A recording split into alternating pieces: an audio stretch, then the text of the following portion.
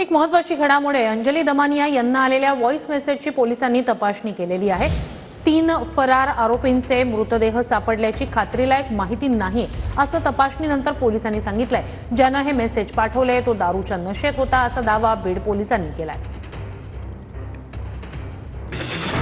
बसवेश्वर कल्याणला 3 मृतदेह सापडल्याची अंजली दमानिया यांना व्हॉइस मेसेजद्वारे माहिती मिळाली होती। मात्र दमानियांना मिळालेली माहिती खात्रीलायक नाही। बीड पोलिसांनी तपासणी केली आहे।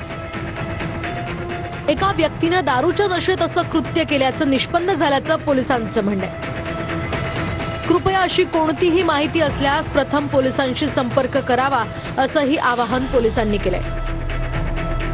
तर आरोपीच्या शोध कार्याला अडथळा अथवा जनतेमध्ये संभ्रम निर्माण होईल अशा प्रकारची माहिती कमेंट किंवा वक्तव्य करू नये असंही पोलिसांनी म्हटलंय। शिवाय काही उपयुक्त माहिती असल्यास बीड पोलिसांना कळवून तपास कार्यास सहकार्य करावं असंही आवाहन बीड पोलिसांनी केलंय।